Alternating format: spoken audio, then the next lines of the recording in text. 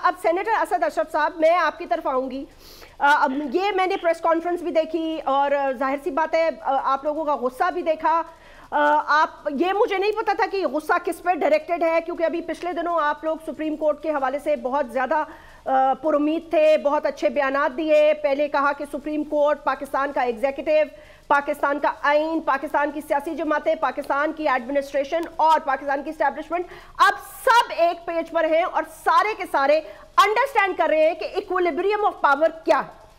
अब सवाल ये पैदा होता है कि चले ये तो भट्टी साहब का तज्जिया जाती हो सकता है, उन्होंने कहा ये लंदन प्लान का हिस्सा था, लेकिन अब मतलब है कि एक सियासी जमात अगर पार्टी से इलेक्शन से बाहर हो जाती है इस तरह, तो बाकी पॉलिटिकल पार्टीज इसको किस तरह देख रही हैं? मतलब बड़ी तनकीद आप लोगों ने इस पे की कि पहले लाडला और अब मासूम के तौर पर हम पे मुसल्लत किया जा रहा है, तो आपका एतराज किसकी तरफ था?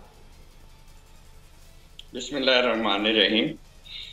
देखिए, आपने जैसे अपने इंट्रो में बताया कि उनके जो इस वक्त केयर टेकर चेयरमैन है पीटीआई के जी, उन्होंने और उनके वकला ने इलेक्शन कमीशन के सामने जाके ये इतराफ़ किया कि हमारा इलेक्शन एज पर रूल्स नहीं था और उस पे उन्होंने बिल्कुल कोई दो राय नहीं दी। देखिए चीफ, आज भी असद उमर जो हैं वो उनके जनरल सेक्रेटरी हैं इलेक्शन कमीशन के।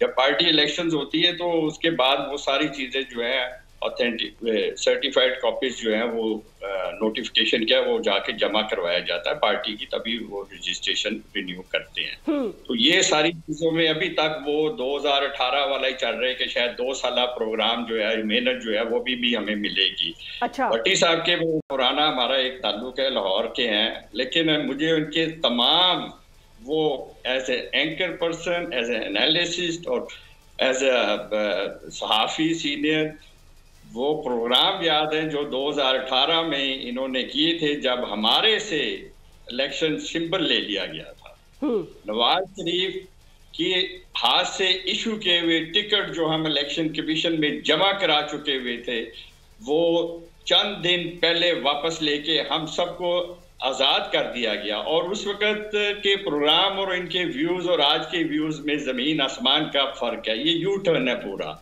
और उस वक्त चंद घंटे चंद दिन रह गए थे, मेरा ख्याल है 25 फरवरी थी जब हमें आज़ाद किया गया, तो हमें ये भी टाइम नहीं दिया गया और ये भी अलाउ नहीं किया साकिब निसार साहब उस वक्त चीफ जस्टिस थे, बाबा रहम थे, कि हम जो है किसी अपने चेयरमैन या किसी जनरल सेक्रेटरी या किसी और कायम मकाम सदर की दस्तखतशुदा कागजात जो है वो इलेक्शन कमीशन में जमा। वो तो ठीक है, लेकिन सर कता कलामी माफ, असद अशरफ साहब सर कता कलामी माफ, सर सुन ले एक सेकंड, मैं खाली ये पॉइंट आउट किया था, सर सेनेट का मामला था ना, यहाँ तो पूरे मुल्क का मामला है।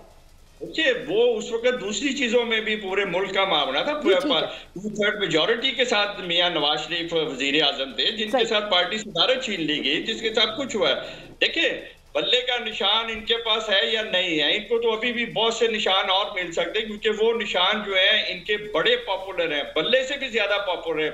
पूरे 25 करोड़ आवाम को पता है अगर ये घड़ी का निशान मिल जाता है तो वो तो इनको आपको पता है फिर कितनी पॉपुलर है, वो बल्ले से भी ज्यादा पॉपुलर है। तो ये इस पे कोई दो राय नहीं कि ये पहले जो है हमें मासूम आजकल कहा जा रहा है, कभी लाडला कहा जाता है, कभी कौमी रहनुमा का, कभी गुड टू सी यू कहा जाता है, तो वो जो बातें हैं वो चलती हैं।